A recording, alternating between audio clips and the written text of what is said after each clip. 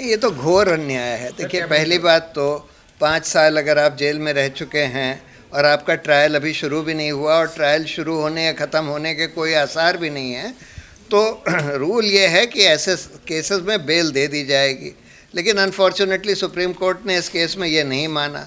दूसरी बात, और भी ख़तरनाक बात, उन्होंने ये बोल दिया कि जो प्रोसिक्यूशन या पुलिस ने जो दलील दी है, अगर उसको सत्य मान लिया जाए तो ये लोग चक्का जाम ऑर्गेनाइज कर रहे थे, मास प्रोटेस्ट ऑर्गेनाइज कर रहे थे, और इसको अनलॉफुल एक्टिविटीज़ एक्ट में क्राइम माना जाएगा, यानी टेररिस्ट एक्ट माना जाएगा। ये तो बहुत ही ख़तरनाक। इसका मतलब ये है कि कोई भी अगर कोई मास प्रोटेस्ट ऑर्गेनाइज करता है तो उसको आप टेररिस्ट एक्टिविटी मानेंगे। यही मौजूदा सरकार यही करना चाहती है कि सारा डिसेंट, सारे प्रोटेस्ट सबको रोक दे और सबको इस आधार पर रोक दे कि भाई ये टेररिस्ट एक्टिविटी मानी जाएगी।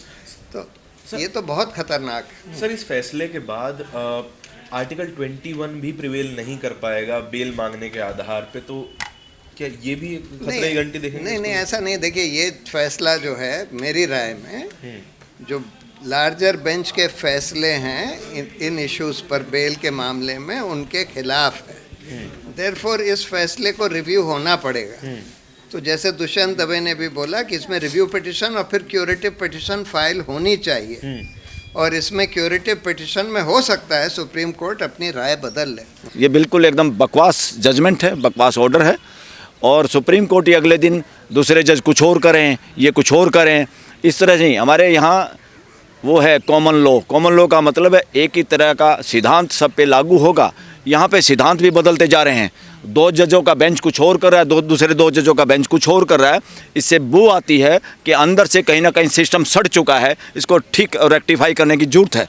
और अगर आप डिफर करते हैं सिद्धांतों पे तो आपको हायर बेंच को भेजना चाहिए। मैं तो कह रहा हूँ उनके वकीलों को भी इस मैटर को हायर बेंच के सामने या उन ऑर्डर को रिकॉल करने के लिए एप्लीकेशन लगानी चाहिए, या इस मैटर को हायर बेंच को जाना चाहिए। ये क्या है आपका सिद्धांत बताओ, बेल इज रूल और जेल इज एक्सेप्शन, या कोई इंटरप्रिटेशन अपने तरीके से करता, कोई अपने तरीके से करता। Interpretation should be in the favour of the liberty and right to expression of the people of this country, citizen of this country, right to life and expression. जमानत के लिए अर्जी भी लगा, हाँ, उसमें तो वकील निकाल लेंगे रास्ता। That was not good. ये अच्छा नहीं था कि 1 साल तक आप नहीं कर सकते।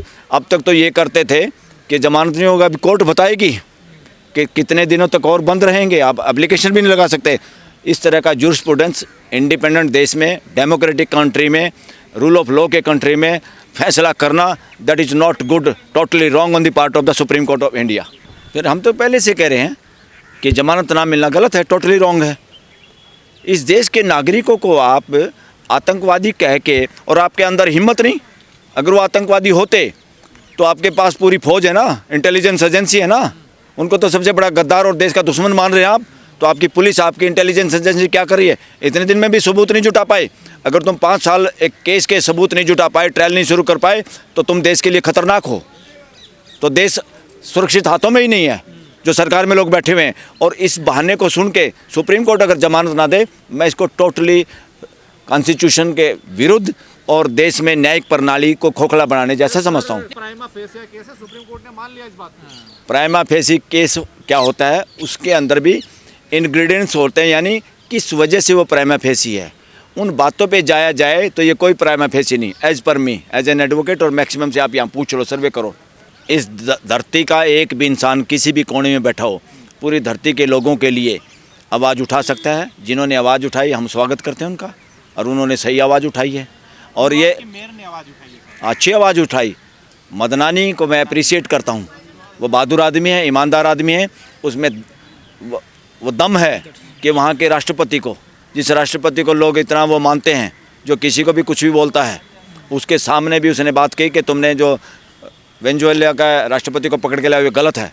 तो ये बोलना, ये छोटे जिगरे का काम नहीं है, ये ईमानदार लोग ही कर सकते हैं। सर आपको क्या लगता है उमर खालिद को जमानत मिलेगी या नहीं मिलेगी? आपको क्या लगता है सर? आपका मिलेगी, और ये जो साल का समय है इससे पहले मिलेगी। क्या रुकावट कहाँ? ये मैं अपना अनुभव से बता रहा हूँ, मैं कोई वो भविष्यवक्ता नहीं हूँ।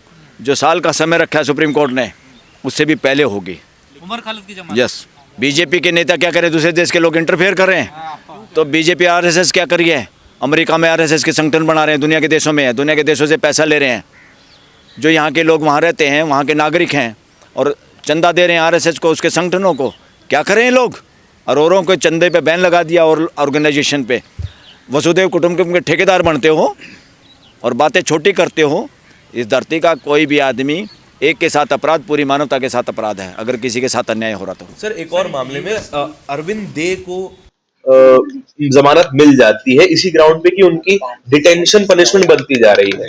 हाँ नहीं, बहुत सारे केसेस में ये हो चुका है कि जहाँ 5 साल आप जेल में हैं, आपकी ट्रायल नहीं खत्म हुई। यहाँ तो ट्रायल शुरू भी नहीं हुई है, खत्म होने में तो अभी और 20 साल लगेंगे। तो इसलिए इस आधार पर बिल्कुल इनको बेल मिल जानी चाहिए थी, खासकर जब इनके खिलाफ कोई ये एक्यूजेशन भी नहीं है कि इन्होंने कोई वायलेंस करी। और दूसरी बात, उनकी जितनी पब्लिक स्पीचेस हैं, खासकर उमर खालिद की जितनी पब्लिक स्पीचेस हैं, उसमें एक भी ऑब्जेक्शनेबल नहीं है। ये तो पुलिस किसी प्रोटेक्टेड विटनेसेस के आधार पर कह रही है कि इन्होंने कुछ कहा कि भाई ये मिर्ची इकट्ठा कर लो वगैरह वगैरह। ये तो सब बकवास है।